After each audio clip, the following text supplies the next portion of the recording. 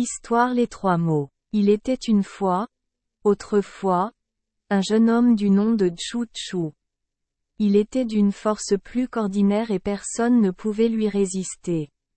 Il était également sauvage et indiscipliné, et partout où il se trouvait, des querelles et des bagarres éclataient.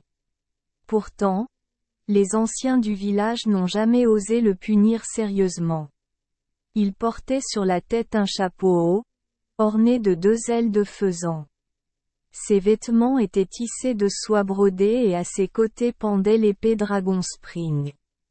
Il était porté à jouer et à boire, et sa main était encline à prendre ce qui appartenait aux autres.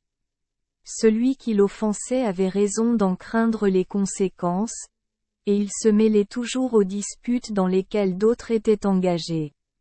Ainsi, il l'a entretenu pendant des années et a été une peste dans tout le quartier. Puis un nouveau mandarin arriva dans ce district. Une fois arrivé, il parcourut d'abord tranquillement le pays et écouta les plaintes du peuple. Et ils lui dirent qu'il y avait 3 grands maux dans cette région. Puis il s'habilla de vêtements grossiers et pleura devant la porte de Tchou-Tchou. Tchou-Tchou revenait de la taverne où il avait bu. Il frappait son épée et chantait d'une voix forte. Arrivé chez lui, il demanda « Qui pleure ici si pitoyablement ?» Et le mandarin répondit « Je pleure à cause de la détresse du peuple. » Alors Tchou-Tchou l'aperçut et éclata de rire. « Vous vous trompez, mon ami, dit-il. La révolte bouillonne autour de nous comme de l'eau bouillante dans une bouilloire.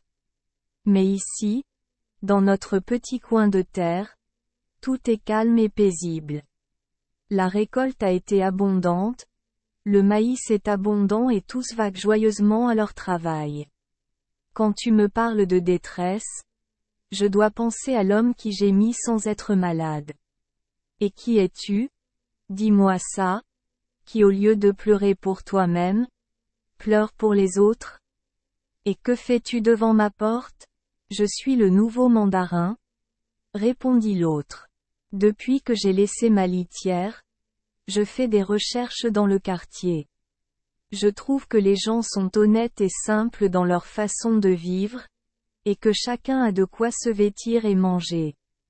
Tout cela est exactement comme vous le dites. Pourtant, chose étrange à dire, lorsque les aînés se réunissent, ils soupirent et se plaignent toujours.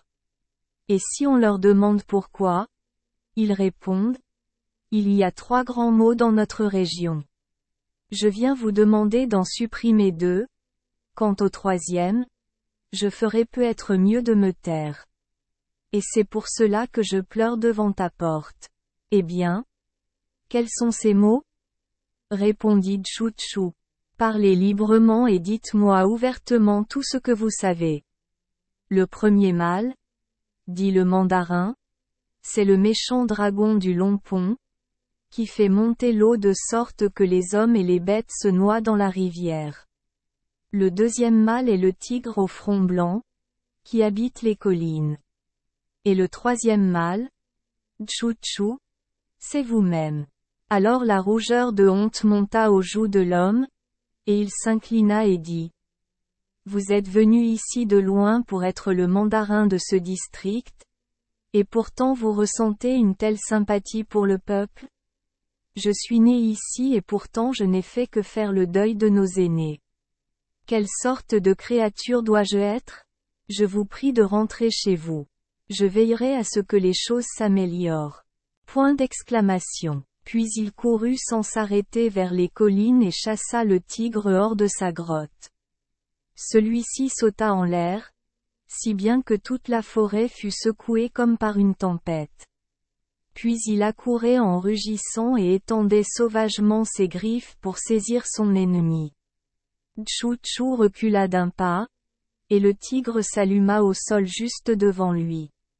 Puis il jeta le cou du tigre à terre avec sa main gauche, et le frappa sans s'arrêter avec sa droite, jusqu'à ce qu'il gisât mort sur la terre. Tchou-Tchou chargea le tigre sur son dos et rentra chez lui. Puis il se dirigea vers le long pont. Il se déshabilla, prit son épée à la main et plongea ainsi dans l'eau. À peine avait-il disparu qu'il y eut un bouillonnement et un sifflement, et les vagues commencèrent à écumer et à gonfler. Cela ressemblait au battement fou de milliers de sabots.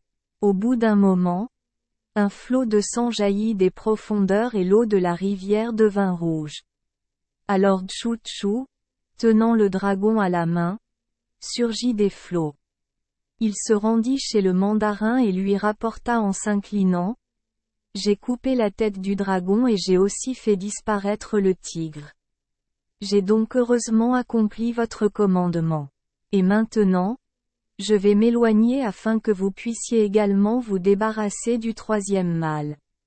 Seigneur, veille sur mon pays et dis aux anciens qu'ils n'ont plus besoin de chagrin. » Après avoir dit cela, il s'est enrôlé comme soldat.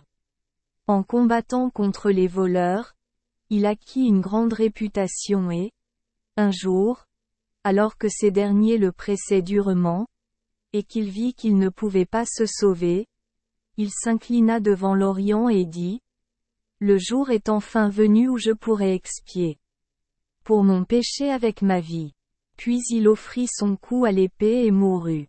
Remarque: un conte légendaire plutôt qu'une histoire populaire, avec une belle morale. Merci les enfants des Esperluette Croisillon 39.